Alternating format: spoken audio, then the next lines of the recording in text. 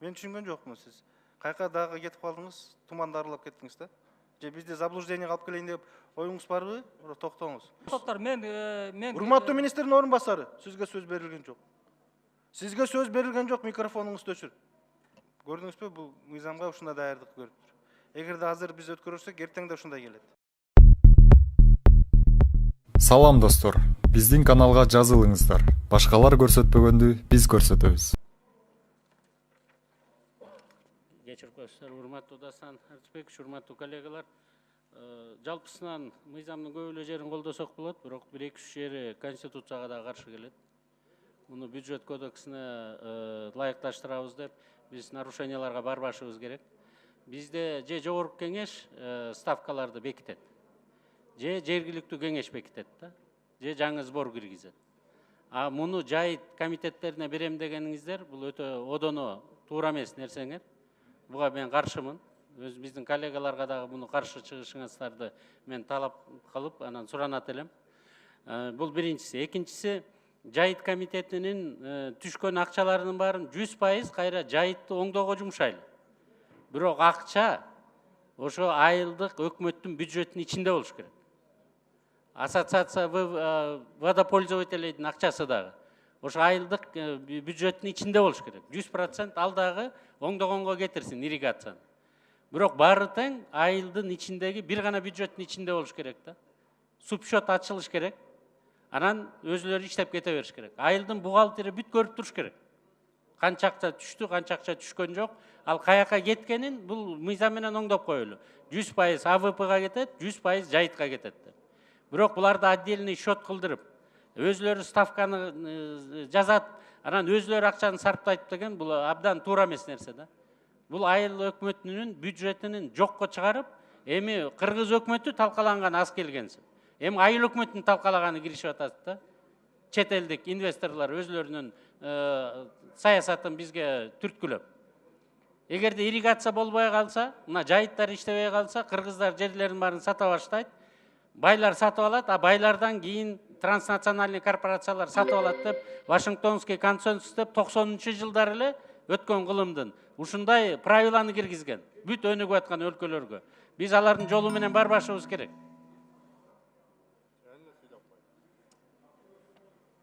Сиздин биринчи сурооңуз боюнча азыр Минюсттун замминистри Максат Күлчүлөв чыгат. Экинчи сөзүңүз боюнча акчанын бардыгы бюджетке айыл өкмөтүнө түшөт.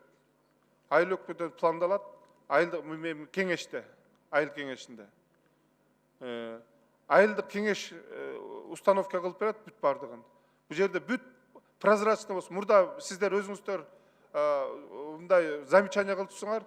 Счеттүү палата текшере албайт жайыт комитет. Азыр жайыт комитеттин счеттүү палатада текшерет.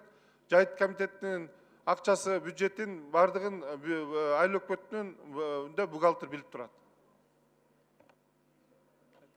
Урматтуу Акылбек Сомбекович, мал башына болгон ставка бүгүнкү күндө өкмөттүн токтому менен аныкталган. Ал жерде жана деле айтылып өттү, жанагы ири мүйүз, кичи мүйүздүү малдар жана төө, жылкылар деп атайын ставкалар өзүнчө аныкталган. Ошого карап белгиленет да өкмөттүн чечими менен. Бирок сиз туура белгилеп өттүңүз, бардык төлөм жергиликтүү кеңештин бюджетине түшүп, анан жергиликтүү кеңештин бюджети аркылуу ошол жайытты инфраструктурасын жана багыттарын, башка багыттарын өнүктүрүүгө арналат. Ушундай каралган. Анан эң негизгиси, урматтуу депутаттар, уруксат берсеңиздер, бир толуктоон айтып өтсөм, мурда азыр маселелер көтөрүлүп атат. Жанагы айылга жакын жайыттар жана интенсивдүү жайыттар жана алыскы жайыттар деп бөлүнүп келчү. Алыскы жайыттарды губернатор, облустук мамлекеттик администрация башкарчу. 2009 жылга чейин интенсивдүү жайыттарды бул райондук мамлекеттик администрация башкарчу. Айылга жакын жайыттарды айыл өкмөтү башкарчу да. Анан бул жерде 2009 жылы жайыт мыйзам кабыл алынганда жайытка болгон саясат өзгөрдү да. Бул жерде эң негизгиси жайыт бир эле жайыт деп аталат. Аны башкаруу, контролдоо жергиликтүү өз алынча башкаруу органдарына берилет деп каралган жайыт жөнүндө мыйзамында. Анан эң негизги дагы бир концептуалдык өзгөрүү болуп, ал жерде аренда маселеси болгонда, мурда губернаторлар, акимдер арендага берип жайыттычы, кээ бир жайыт пайдалануучуларга жайытка кирүүгө мүмкүнчүлүк болбой калчу. Ошон үчүн башка жайыт пайдалануучулардын укугун коргоо максатында бүт бардык жайытты башкарууну жергиликтүү өз аңча башкарууга берип, атайын жайыт пайдалануучулардан турган жайыт комитетин түзүү менен башкаруу системасы өзгөргөн да бул жердечи. Ошон үчүн бүгүнкү күндө жанагы төлөм бул аренда плата эмес, бул деген мал башына карата төлөнөт дагы, жана жергиликтүү бюджетке түшөт да, концептуалдык багыты ушундай болуп аныкталган. Арендага кайсы учурда берилет, бул эл аралык келишимдер менен, эгерде бизде коңшулаш мамлекеттер менен мамиле боло турган болсо, алардын малын жайуу багыт, биздин жайыттарга жайуу багытында. Анда ошол учурда эл аралык келишимдердин негизинде мыйзамга ылайык ошол биздин жайыттарга жайуу маселелери каралат. Рахмат. 10 секунд. Рахмат. Мен сиздерге айтып коеюн, жергиликтүү администрация боюнча мыйзамдын биринчи окуусунда кабыл алдык. Ал боюнча жайыттардагы, ФПСтин жерлери дагы жергиликтүү бийликке өтүп атат, башкаруу принципи. Туура айтасыз, акыл өксөмбек. Себеби дегенде бул жайыт конституцияга ылайык өзүңүз белгилеп өттүңүз, бул мамлекеттин жери, жана жергиликтүү мамлекеттик администрация бул өкмөттүн жериндеги улантуучусу, функциясын улантуучусу. Ошол концепцияны сиз бүгүнкү күндө мыйзамга киргизип атасыз. Рахмат. Туура. Жаныбек Калканович, тактоо иретинде. Жаныбек Калканович, угуп атасызбы? Тактоо иретинде сиздер айтыңыздар, ушу мал башына бааны, мал башына мен бул жергиликтүү кеңеш чечет деп айттыңыздар да. Азыр эле Минюстун өкүлү айтып кетти, өкмөттүн токтоо менен бекитилет деп.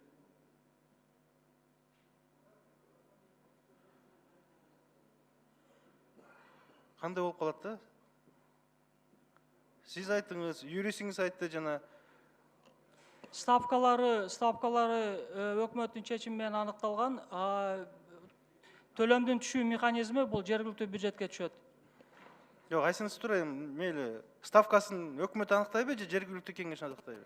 Жанатан бери 1 сааттан бери айтып отуңар, жергиликтүү кеңеш аныктайт. Мен тура эмес түшүнсөм, мына депутаттар да берди күбө болду да. Акырында сиз келдиңиз да, мен айтып кеттиңиз, өкмөттүн токтоо менен деп. Микрофонго айтыңыз ошону. Мага эмес. Жаныбек Калканович. Жергиликтүү кеңештин жанагы баа коюлат. Депутаттар, айылдык депутаттар бааны коет. Рахмат. Минюст тугалы. Замминистр.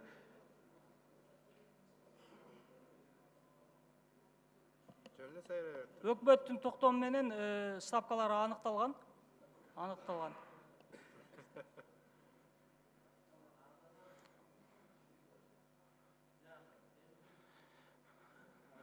Урматтуу депутаттар.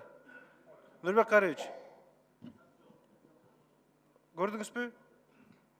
Кандай болуп калды? Бул жерден аз туңгуйка келип такалып калдык. Өкмөт бир Эл чечим угуп менен атат. келиш керек эле. Жооп бербейсиздерби бирөөңүздөр? Карыевич, мен айтып атпайм, тиги тарифти 7 сомдон 15 сомго деп булар Максат Гүлчүрөбүч айтып аткандай, бирок айылдык кеңеш депутаттар чечим кабыл алып, план түзүп, канча төлөм бөлөт, ошондой азыркы учурда ошондой болуп келатат да.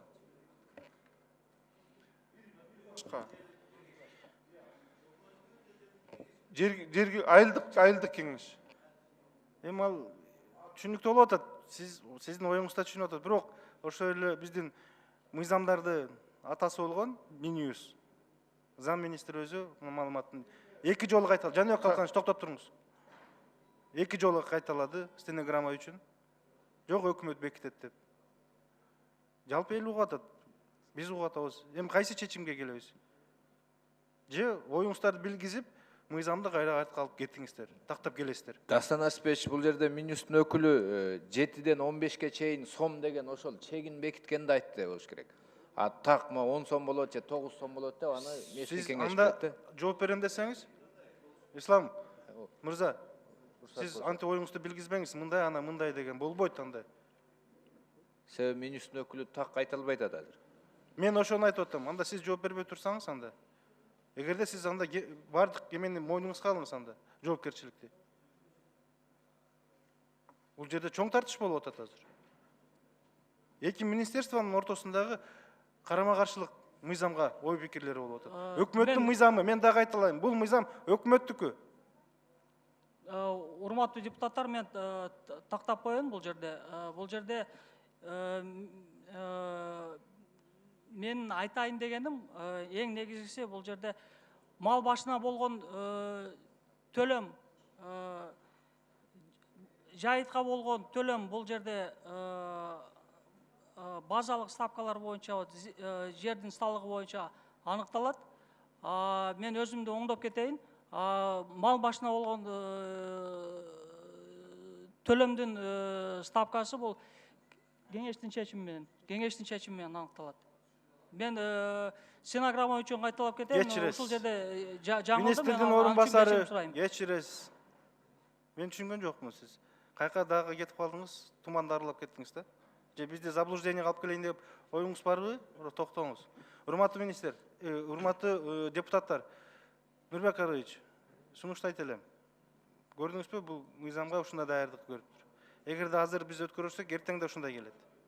Ошондуктан мен сунуштайм. Муну күн тартибинен бүгүн алып туралы, жылдыралы. Депутаттар каршы болбосо. Тактап келсин. Бул эң керектүү, эл угуп атат, эң керектүү. Биздин айыл чарбасындагы мал чарбасы менен алектенген биздин мынакей дыйкандарыбыз күтүп отурат. Кандай дейсиздер?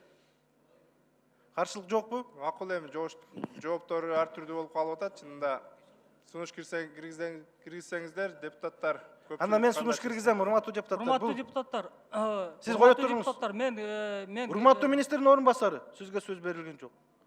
Сизге сөз берилген жок, микрофонуңузду өчүр.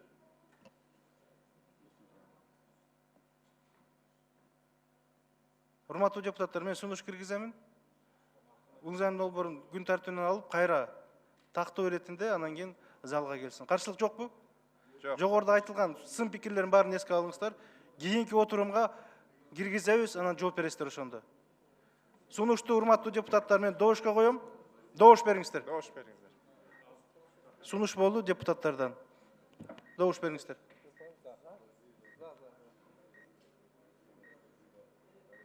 Урматтуу депутаттар, добуш берип коюңуздар. Добуш берип коюңуздар. Өтпөй калды. Макул 49, каршы 1, баары 50, катталды 104. Сунуш өткөн жок, урматтуу депутаттар.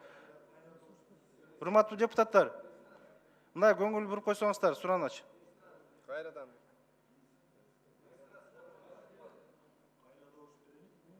Кайра регламент жол берет, депутаттар суроону атат.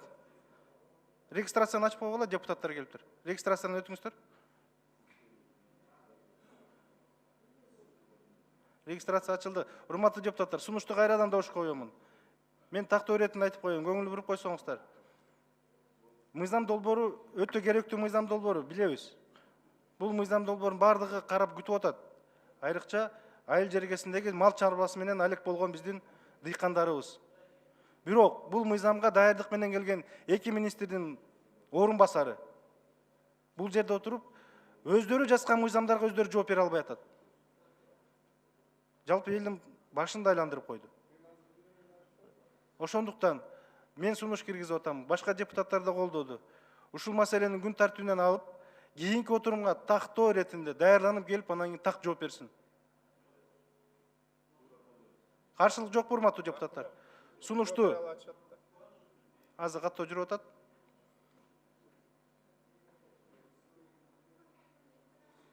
Макул деп атабыз эми, төрага сурап атат. Жооп бере албай атышат. Сунушту добушка коем, добуш бериңиздер. Добуш берип коюңуздар.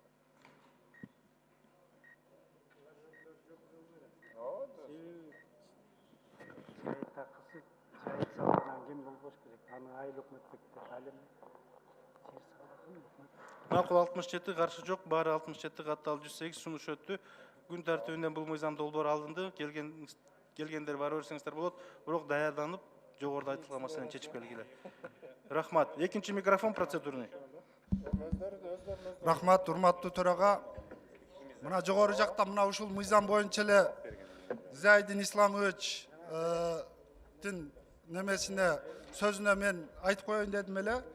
Мына биздин мамлекетте кээ бир райондор толугу менен ушул жайыт жеринде жайгашып калганда, кээ бир райондор толугу менен жайыты жок, такыр жайыты жок. Ана мына ушул Араван району эмне үчүн башка райондон жайыт алып атат, эмне үчүн Араван районуга жайыт арендага берип атасыңар дейт. Мына Өзбекстанга деле биз чоңалайдан жайыт берип атпайбызбы? Бул Араван башка мамлекет эмес да. Биз элди бириктиришибиз керек да. Анан сен районуң, мен районум кылбай. Ушуну туура түшүнсөңүздөр. Рахмат. Рахмат. 6-чы микрофон. Урматтуу депутаттар, мына баяндамачы Айыл чарба министринин орун басары Ермалиев. Сиз былтыр Жумгала районуна мына Кызарт айылына барып келгенсиз жок, билесизби? Ошондо жана айтып атпайсыңар, өкмөт токтомду даярдап атат. УДПдагы жана жайыт талаш маселелерин 30-жылга чейин административдик территориалдык бир реформа болгуча созо туралы, элдер кагылышып бири-бири менен урушпасын деп. Ошо маселени абдан кечиктирип атасыңар. Эми ошол бир токтомду 2 жыл жасайсыңарбы? Ошону эртерээк жасап, мына эртең көз ачып жумгунча кайра жаз келет дагы, кайра малчылар малын баягы башка жайыттарга айдап башташат. Башка жайыттарга аштап баштаганда мурунку ош жерде жүргөн малчылар ортосунда түшүнбөстүк чыгат, уруш чыгат. Анан убара болот, барып алып малдарын айдап барып. Мисалы үчүн Кочкордон Жумгалга. Ошону бир эртерээк токтомду чыгарып, анан ар бир айыл өкмөтү менен түшүндүрүү иштерин жасагыла. Элге бул маалымат жетиш керек да. Алмамет Басырканович, бул бүгүн эртең чыгат. Рахмат. Бүгүн эртең чыгат ошо 30-жылга. Жаныбек Калканович, токтоп туруңуз. 4-чү микрофон. Жамалдинов, Өнөгі прогресс. Мен жана суроо бергенде мен мынтип айттым. Бүгүнкү боюнча, мыйзам боюнча арендага берилбейт жайыттар. Туурабы? Туура, бул эми 2 райондун жайыты бул башка. Эгерде жайыты жок район болгон болсо, анда бөлүштүргөндө тең бөлүштүрүш керек да, ошол райондорго да жайытты бөлүп бериш керек. Анан эми мыйзам иштебесе, мыйзамда так көрсөтүлсө, анан кайра арендага берсе деген, бул мыйзам бузууга барат дачы. Ошол менен айткам мен. Рахмат. Урматтуу депутаттар, саат 2-ге чейин танапиз. Кечиресиздер, 5-чи микрофон. Чыгып калыптыр, кечиресиздер. Рахмат, Асан Арсбекович, Тағайып Бирбол фракциясынан. Кийинки жыйынга лесхоздун жетекчисин чакырыш керек. Ооба. Бул жерде маселелер бар да, азыркы лесхоз... Рахмат, сунушту эске алабыз азыр. Рахмат. 1 сааттык танапиз, урматтуу депутаттар.